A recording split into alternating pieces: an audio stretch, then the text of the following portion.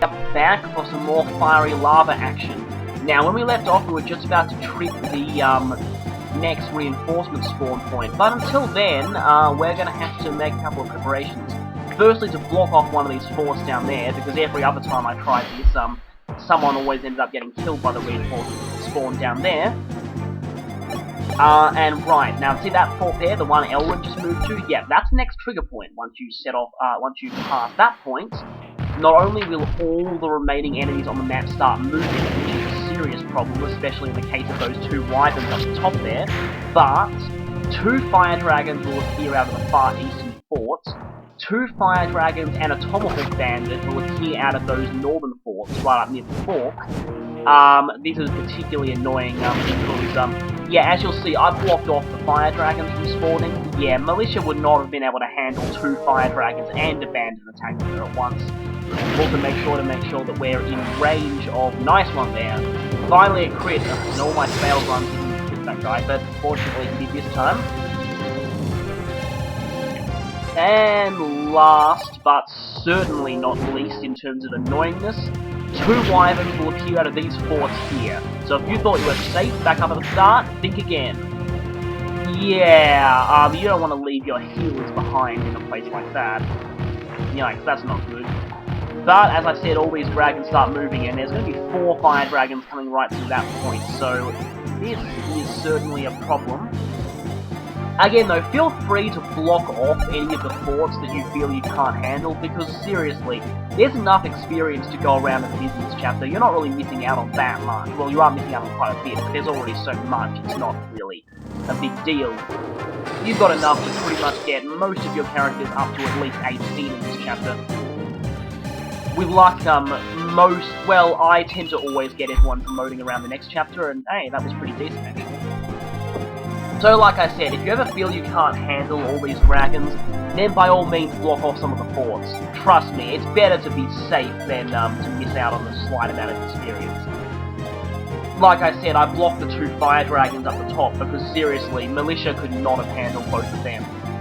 However, there are 4 fire dragons approaching here, and what we're going to do is we're going to use the forts here to blockade, but again, deliberately equipping weak weapons so as not to kill them, because if we kill one of them, we'll be attacked by 2 in the same turn, and remember what I said all the way back in part 1 of this chapter, about not getting attacked by 2 fire dragons in one turn?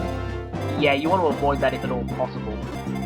Right, now, militia is in a bit of a pickle here, so, I'm going to have to watch out for that guy. If I move Mark, then that fire dragon will get to Elwyn, so I can't, so that's not good. Hopefully if she runs, I should be able to save her by putting someone, yep, in a space like that. Yeah, blocking off the only area that's 2 spaces away from her, that'll stop, yep, that long-range axe from hitting her, which is... Yes, so hopefully she is safe. Now you might also notice I deliberately kept Fina all the way back in that little building right at the start. This is because if I didn't keep her back there, yeah, the wyverns would have got her. So, yeah, that wouldn't be good. Right then, I probably need to give Mark a vulnerary here, because otherwise if everyone gangs up on him, there is a chance he may die. Fortunately, we want that dragon to attack him as soon as possible, because, like I said, that one has the last Star Sphere shard. Yep, this guy right here. And Mark's been dodging pretty well, but probably because of the fort. Fortunately, he couldn't quite double this guy, but hey, weapon level up. Ow, and see what I said? If you let yourself get attacked by 2 of these in one turn, that's not good, so I'm just deliberately weakening these guys rather than actually killing them.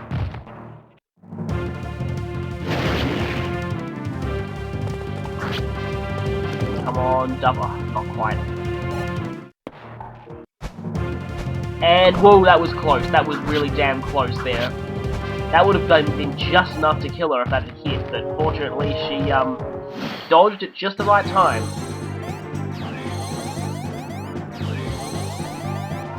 Right, that axeman needs to go, though. Really needs to go. But, well, let's see who we can take down first. Now, after we get rid of this guy, and level up in the process, King of the Hoard! Sorry, I couldn't resist saying that. Anyway, we now have all 12. And with that, I think it's time for a montage.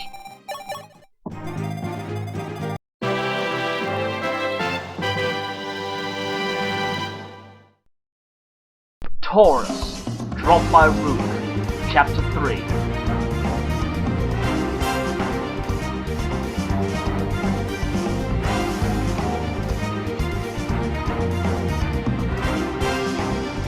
Gemini, Dropped by Taurus, Chapter 5.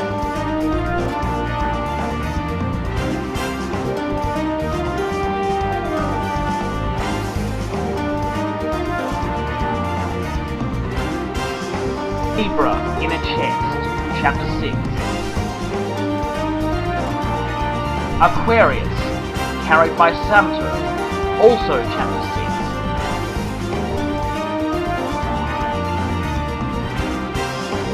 Cancer, Dropped by Lang, also Chapter 6.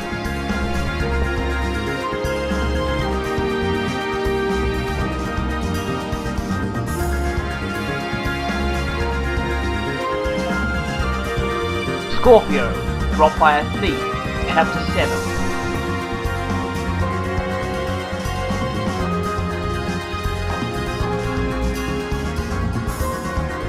Leo, Dropped by another Thief, Chapter 8.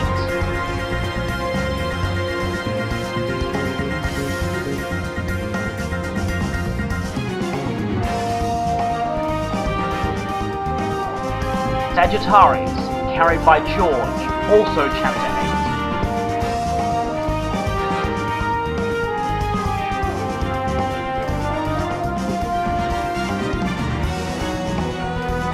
Capricorn, in a Chest, Chapter 9. Virgo, carried by Minerva, who's recruited by visiting the village, also Chapter 9.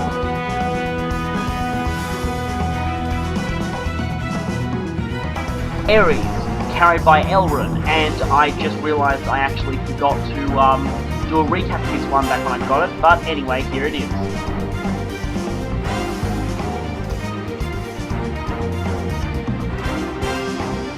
And finally, Pisces, dropped by a fire dragon in Chapter 12.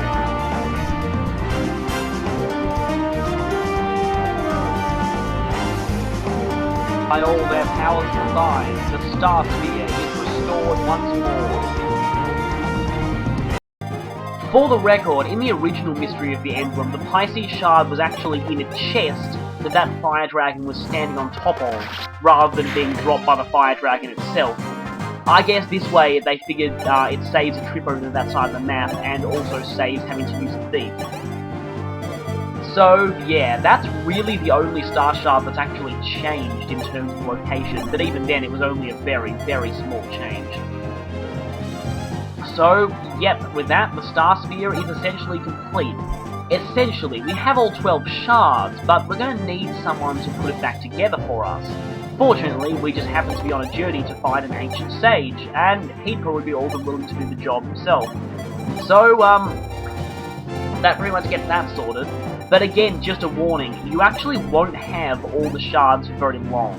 You've only got another couple of chapters to make use of them, so be sure to get as much use out of them as possible. Now, by retreating this way, I figured that we could only get one of those 4 fire dragons to attack us at once, and that makes picking off the rest one by one a lot easier. We should be pretty much home free by this point. So, yeah, I guess I should probably just give my final rundown on this chapter. This chapter, yeah, as you can see, this is the first one to run into more than 2 parts. So I actually did not expect that, and this chapter was actually a lot tougher than I thought it would be, personally. I always imagined that the one before would be my real nightmare chapter of this game, and I actually didn't do, like, that one was actually pretty fine, for the most part. Cool, if Catrio critted there, that would have been bad, but anyway. That one I actually had not much problem with. This one, I had a lot more difficulty, mostly because I severely underestimated the reinforcements, and I didn't quite realise that they triggered based on crossing specific points on the map, as opposed to based on turns, which they usually do in previous games in the series, that was probably a good lesson because the next chapter also features similar reinforcements that again trigger based on crossing certain points on the map, and that was a terrible level up by comparison.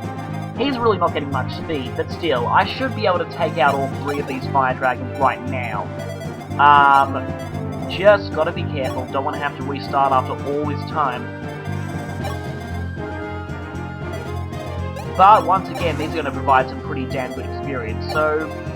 And I'll be able to one-shot this one, won't I? Well, provided I don't miss. If I miss, things are going to... Yeah, that was pretty close. If that missed, I would have been really angry. Ooh, she's really close to promoting now. Really close to promoting. Anyway, we should probably get rid of we should probably make sure that all of these ones are gone before I send Mark in again. If I accidentally leave that last one alive, this will not end well. Wow, that was pretty good. Provided we can take this one guy down this turn, we should probably be pretty safe. So, around this point, I thought I'd, just, basically talk about, this chapter in general. I really like this chapter a lot, actually, despite the annoying reinforcements and the like, even though I found it kind of tough. I mean, I guess it was sort of challenging in a good way, plus, the fact that you get a lot of experience off it kind of makes it feel sort of rewarding in a way, too. And I really like the aesthetic of this place, too. I mean, I know a lot of previous Fire Emblem games have used lava chapters. In fact, funnily enough, Shadow Dragon actually did have a lava chapter too, but I didn't know this for quite a while until I watched a playthrough on YouTube, only because the lava chapter was of course one of the side quests, and one of the later ones at that, of course meaning that you have to massacre about 90% of your whole army in order to get it. So of course I never even saw that chapter, so I read the scripts, but the scripts gave almost no indication that it was a lava chapter, so that was interesting when I found that out. But anyway, even that one, I mean, this one actually visually looks probably a bit more impressive, and I really love the battle scenes they've got for this chapter, like the lava backdrops and the like, they look really amazing. I mean, plus the enemies here are pretty... I mean, fighting dragons is always awesome, and yeah, really, this is actually, I do like this whole sequence of, sort of 3 chapters in a row, but yeah, I really do like this chapter quite a bit, despite my annoying reinforcements. Now, we're right at the boss, and you might notice that, yes, the generic Fire Dragon boss, they gave him a boss theme, just like the generic Wyvern boss in the last chapter. I'm pretty sure they didn't get boss themes in the original mystery, but anyway, speaking of the original mystery, just one random fact about this chapter in that game that I probably want to mention because I probably won't get a chance to bring it up later. The original mystery with its dismounting system, forcing characters to dismount while they're indoors, this chapter was kind of funny in that regard. You actually all had to start dismounted because the chapter began in this little indoors area, but once you got out onto the bridge itself, you could all mount up again, which was kind of weird, I found, but still, I never liked the I was never a big fan of the dismounting system very much at all, really, so yeah, but this chapter was a particularly strange case. But, anyway, we're about to finish this, provided we finish off this last Fire Dragon boss, who, despite being considerably tougher than the other Fire Dragons, you can pretty much just snipe him from long range with magic without worrying about being counterattacked. Of course, on Lunatic mode, it's a whole different story. He has long range breath, which, yeah, that is a problem. But anyway, so I'm basically just going to take his HP down with long range attacks and then finish him off up close with the ones who really need experience. My goal is to get just about everybody ready for promotion next chapter. This guy drops a Master Seal, so that should make things even easier for us. Funnily enough, actually, the original mystery didn't have Master Seals. The original mystery used the different promotion items for different classes system that FE7 used. So you'd have like Orion Bolt, Guiding Ring, Knight Crest, Hero Crest, those things. And this dragon, I believe he dropped an Orion's Bolt in that version, something weird. But basically, you had different promotion items in that game, so it was a bit different to how you see it here. I personally prefer the Master Seal system much more. Actually, my favourite system is Path of Radiance's gain 100 experience points at level 20 to automatically level up without an item. I always thought that was pretty cool and again, save you on items. But, anyway, minor boss going on here, but still. Yeah, I thought I'd play it safe here, rather than risking this and having someone get killed. But anyway, I do like the Master Seal system probably better than the different promotion items for different classes system, only because that, finally, speed, and everything else too, but mostly speed. And finally we can see, again, yeah, I prefer Master Seals to the other items because, I mean, other times you just risk not having the right promotion item for a character you're using it, and that's really annoying. Anyway, so, like Zane said, that's the end of the Fire Dragon's Valley. Phew. And this means we're going to get another set of exposition from Zane here. He's going to talk to us more about the feral dragon types, so wait a minute, Wyverns Dale? There's a place full of wyverns? Oh, and because Zane mentioned it, of course, we're going to end up going there eventually. Oh boy, we'll see that in a long time, but once we get there, oh boy. Now he's talking about the Dragon's Altar, which is, totally not ominous Final Dungeon sounding place. But yeah, basically, oh, and now he's also talking about, yeah, what happened back then. Now, I'm not sure exactly when this battle occurred. Some say this happened around a little before the events of FE4, because like again, like I've mentioned in that playthrough, Arcadia Universe, aka Maths games, take place in the same universe as FE4, but 1,000 years later. And yes, Naga is the same Naga across both of them, although Naga's spelled a bit differently in that one. It's spelled with an R, but anyway. Both continents seem to worship Naga as some kind of deity, and this here refers to Naga as explicitly female. I believe in the original Mystery of the Emperor they were referred to in gender-ambiguous tomes, but Awakening has explicitly confirmed Naga as female. But anyway, we're about to get a big wham line here. Yep, Goto is a dragon and so is Zane. You could probably guess Zane was after he knew all this much about them, but Goto, well, he implied it back in Shadow Dragon when he said he didn't really like humans much. So, again, that would have implied that he's something not human. But anyway, on to this conversation. This conversation here, I at first thought this is one of those stat-based ones. I at first thought this was based on my unit's resistance. Turns out that one comes much later. But, anyway, turns out this one is actually based off max HP. And I think I got the worst possible outcome for it, because Mary Sue spent most of her time in a low HP class like Myrmidon. Anyway, now here we've got Belf. I mean Virgil. I mean Belf. I mean I don't even care anymore. Anyway, these are the 3 Sable Knights. They're again the second of a series of characters I like to call, hey, I just met you and this is crazy, but I'm gonna join your army, so use me maybe. Anyway, so the Sable Order of Bruce is apparently gonna join us. Well, at least 3 members of it. You'll get to know these guys a bit more if you've played one of the, DS Fire Emblem, Arcadia Chronicles chapters. But for the time being, know they're randomly going to join you, because apparently it was their commander's wish, even though he's gone now. Or is he? But I guess I'm going to have to talk about them.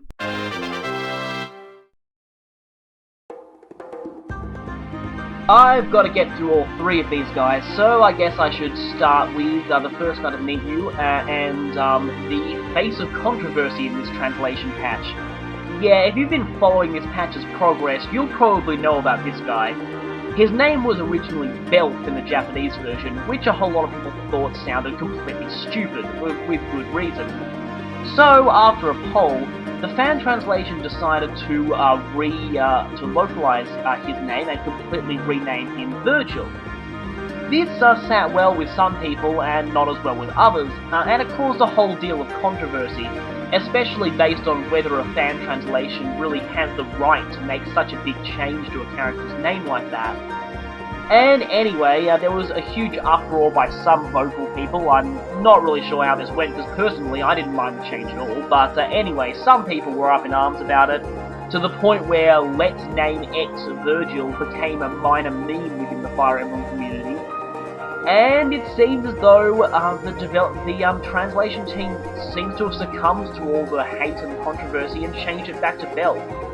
Personally, I actually would have preferred if they kept it Virgil. I don't know, but still, I guess this was the best way to stop all the controversy and all the hate mail and stuff. Like, they really didn't deserve that. I mean, they were doing their best to make this look as much like a professional localization as possible, and sometimes name changes are a necessary evil, and I mean, I still think Belf sounds like a really stupid name. But anyway, enough about that. Weirdly enough, that's probably the most interesting thing about this guy. Oh, apart from his support conversations with Sirius. Yes, he does get supports with Sirius, and yes, they do involve the character that Sirius totally isn't. But it turns out Belf is one of the few smart people in this game who actually figures it out. But, yeah, I'll leave you to look at those conversations for yourself if you're so interested. For the time being, though, let's just talk about him stat-wise. Okay, well, certainly a lot less interesting than he is story or name controversy-wise, actually. Mostly, at this point, you're probably starting to wonder, do we really need another Cavalier? I mean, seriously, back in the original Mystery of the Emblem, again, like I've said many, many times, you were already spoiled for choice when it came to Paladins. This game not only adds Frey on top of the Cain and Abel duo, but also adds these two Sable Knights as extra Cavaliers. You get them quite a bit later, and they join at a pretty high level, with alright base stats, but I mean, you know, they could be better for their level, in all honesty. But mostly they're kind of, well, given that there's an awful lot of experience to be had in the next chapter, you can feasibly get them promoted by then. So they're kind of like the middle ground between pre-promotes and non-pre-promotes in a way. They come at such a high level, you can get them promoted pretty quickly. But their growths aren't quite as good as some of the other Cavaliers. I'm kind of talking about Belf and his companion here, both in the same light. But Belf in particular, his speed really leaves something to be desired. That base isn't all that good for a Cavalier, and his growth is actually, yeah, not that good by Cavalier standards either. I mean, he has decent HP and strength, but Luke actually beats him in, I believe, both areas, and he's available much, much earlier. That's really the problem this guy suffers from. I mean, he's not really bad by any means, like, he's certainly not terrible, and there are worse Cavaliers out there, Mathis. And later on, we'll be getting pre-promoted Paladins who are much worse. But, for the time being, though, you've really got to ask yourself, do you really need this guy when, before, if you are a fan of Cavaliers and want to use one, you're probably using either Luke, Rhodey, Cain, or Frey already, and all three of them pretty much have him beat in terms of growth, and they'll probably have better stats than him by this point. And even in terms of averages, I mean, his averages aren't actually that great compared to those fellow Cavaliers, especially in speed. That's a serious issue. And even his defense is not actually quite up to scratch compared to them, so really, I'm tempted to give this guy a pass, because, let's just face it, there are better Cavaliers than him, and they're all available much, much earlier, so there's little reason to use him unless someone died, or, again, you are really interested in the conversation with Sirius, which, admittedly, are kind of interesting. But, let's get on to the other two. Layden is the second member of the Sable Knight duo, and as an aside note, I probably would have preferred his name written Raiden, but then you'd invite Mortal Kombat and Metal Gear references, so I guess it's probably a good thing we didn't go with that. But anyway, he's a level 15 Cavalier, just like Bell. But in Layden's case, he specializes more in speed and skill than in strength and HP, like Bell did. But, in all honesty, I actually find Layden to be probably all-round better than Belf is, just because his bases are better in the stats that a Cavalier really needs. Even though his strength is lower, it's only 5% less in terms of growth, and he'll still max it out on average. His HP is really the only area where he'll be behind Belf, really. Or also defense, but, yeah, and that's a bit of an issue. while if you look at the averages, Maiden will max strength, skill, and speed on average, which is pretty amazing. His defense does leave something to be desired. It's an awful lot lower than, say, Luke or Rhodey's would be. And even Kay and Frey will probably have higher defense on average in the end.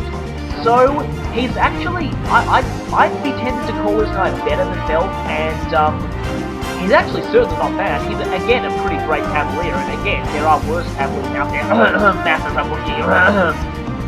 But, anyway though, that's the problem really though is that Luke, Rhodey, Kay and Frey, again, their growths I find are overall better than his in general.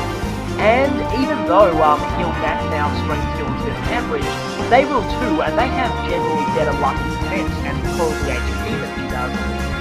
So he kind of gets sort of left on the bench really, because again, there's so many more amazing Cavaliers, and they join much earlier. There is one thing I will say about this guy though. If you reclass him immediately to Mirror-Mizzen, and then, actually no wait, if you reclass him to Mirror-Mizzen immediately, he'll actually have max speed. This means that you can promote him to Swordmaster straight away, without much penalty at all. And that is actually somewhat useful on the higher difficulties, which means that a lot of people use later as a kind of a weird substitute pre-promote Swordmaster, which is interesting. But, yeah, he's definitely not bad by any means, but, I mean, when you've got the early Cavaliers who are as amazing as they are, really, you've got to ask yourself, what's the point?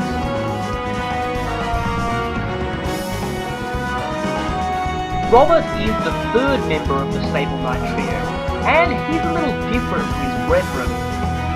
While the other two are unupgraded Cavaliers, Robert is a pre-promoted Horseman. If you don't know, that's a promoted Hunter, the class that Warren and Castor were. And like many pre-promotes in this game, he actually has very good growth rates. As you can see there, yeah, his growths are pretty great, and despite his bases being, well, I will say this, his bases could be worse. I mean, they're not actually as abysmal as some of the pre-promote bases we'll be seeing much later in the game. But they're not really fantastic either, particularly that base strength. 11 strength on a promoted unit, really? Wow. Especially considering that Warren has a 60% strength growth and will probably have massive strength on its home promotes, and Castor's no slouch in the strength department either. Yeah, having 11 strength, I mean that's the kind of strength that you'd expect from, oh no, wait a second, let me just go back and check something. Yep, I just went back and looked over some of my old stat sheets, and I realised that is only 1 point higher than Castor's starting strength. And he's not even promoted yet.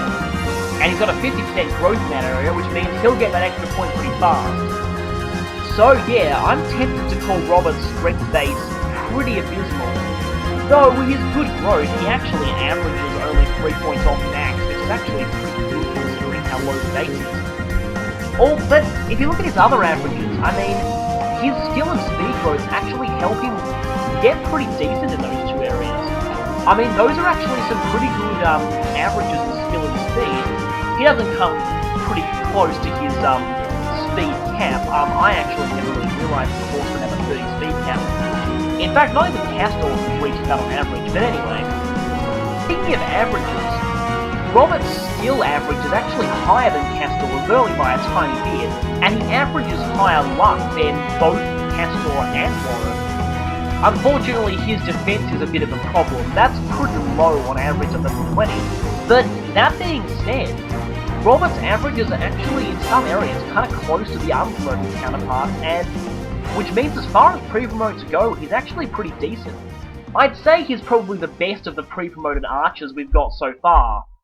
Well then again, considering we've only got one other pre-promoted archer, George, and he wasn't very good. That's not really that much, but still, I mean, if you want a pre-promoted archer, I'd say Robert's actually a pretty decent one to use. He's got some nice growth rates, and his bases are, well, I mean, they're not awful except strength. And he's certainly got the growth to make up for it. Just the real point, issue is, how easy is it to get him up to level 20 by this point? Still, he's actually probably better than the other pre-promoted horsemen we'll be getting in only one chapter at a time. So, again, as far as improved modes go, Raw's actually not all that bad. But, yeah, that's basically it for the Sable Knights. I'm not going to be using any of these three, but, they're still kind of interesting characters, and you can check out, Arcania Chronicles episode 4 if you want to know just a little bit more about them. Plus, you get to use them back in that chapter, and they've got the same stats as they do here, so... yeah. Of course, you've also got their commander back then, but I'm getting ahead of myself.